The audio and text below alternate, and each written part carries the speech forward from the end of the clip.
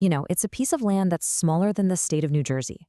But for centuries, wow, it has been the absolute epicenter of faith, of conflict, and the deeply held dreams of two different people.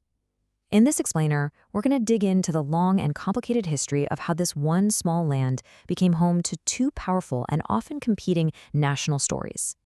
So, how did we get to where we are today? Well, to really get it, we need to trace this story from the very beginning. We're going to break it down into 5 crucial chapters, starting with the ancient religious roots, then moving through the clash of modern empires, and right into the ongoing search for some kind of resolution.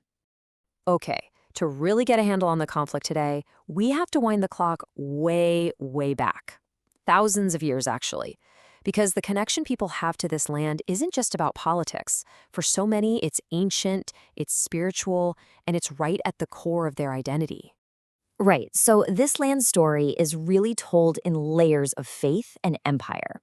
For the Jewish people, it all starts way back, around the 17th century BC, in a land they called Canaan. Fast forward to 1000 BC, and you have King David making Jerusalem his capital. His son, Solomon, then builds the first temple there, the absolute center of Jewish worship. But, as we know, empires don't last forever. The Romans eventually took over, destroyed the Second Temple in 70 AD, and in a move to kind of sever that Jewish connection, they renamed the whole region Palestine. Centuries later, a whole new chapter begins. In the 7th century AD, the Arab conquest brings Islam to the land. And on the very same spot where the Jewish temples once stood, the Dome of the Rock is built, cementing Jerusalem's place as the third holiest city in Islam. And this is the crux of it all, isn't it? One city, one small piece of land, becoming profoundly holy to Judaism, Christianity, and Islam. So for 400 years, all the way up to World War I, this whole area was part of the Ottoman Empire. And that brought a long period of, well, relative stability. But under the surface of this huge Islamic empire, new ideas were starting to brew back in Europe that would eventually just shatter that peace. And that big idea was Zionism. You see, in the late 19th century, Jewish communities in Europe were facing constant persecution. So they organized a political movement with one single powerful goal: to return to their ancestral homeland and establish a Jewish national state. Okay, let's jump forward to the 20th century. Because when the Ottoman Empire finally collapsed after World War I, it left this huge power vacuum. And a series of competing promises were made that really sowed the modern seeds of this conflict. So with the Ottomans gone, the victorious powers, mainly Britain and France, carved up the Middle East. And the land we're talking about? It fell under British control. It officially became the British Mandate for Palestine. And here's where things get really complicated. Britain had made this huge, game-changing promise, the Balfour Declaration of 1917.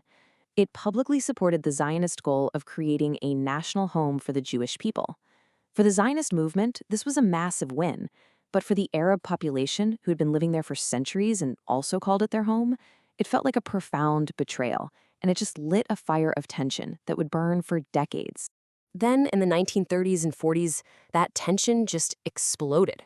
I mean, put yourself in their shoes. If you're a Jewish family in Europe, as the Nazis are rising, you see Palestine as maybe your only hope for survival. Fleeing the absolute horrors of the Holocaust, Jewish immigration surged.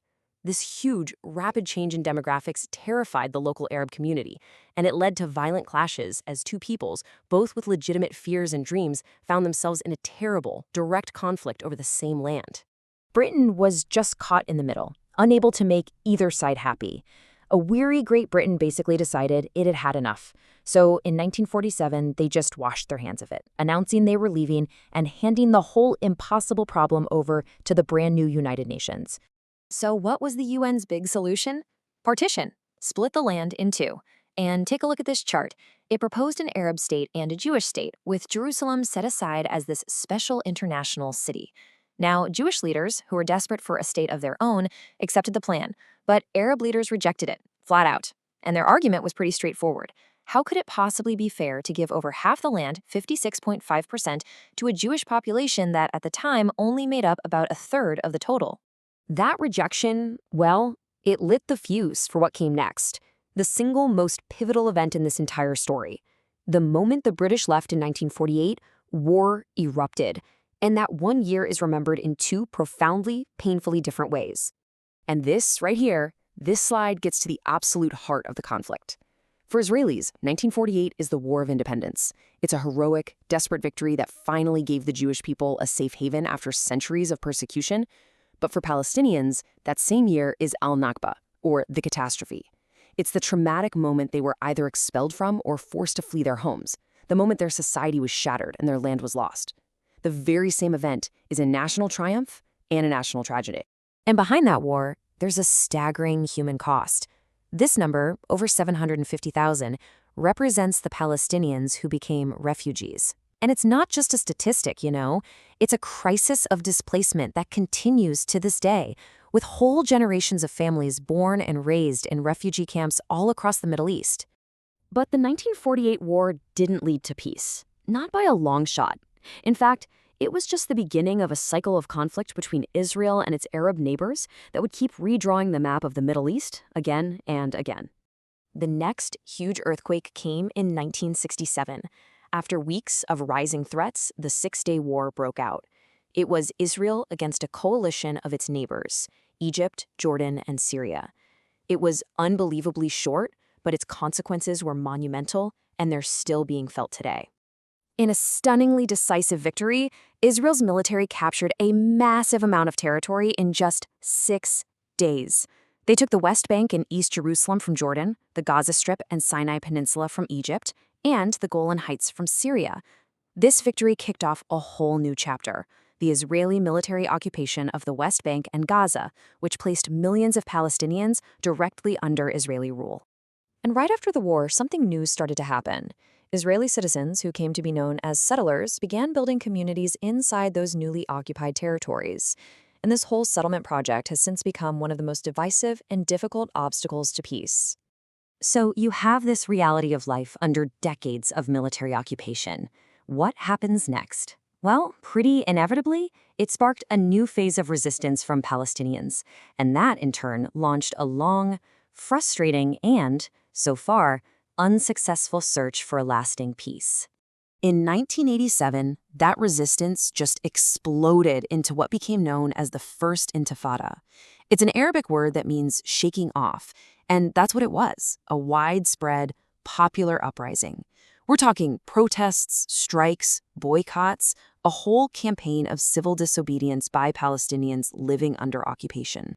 Now, the images from that first Intifada of Palestinian teenagers throwing stones at Israeli tanks, they shocked the world.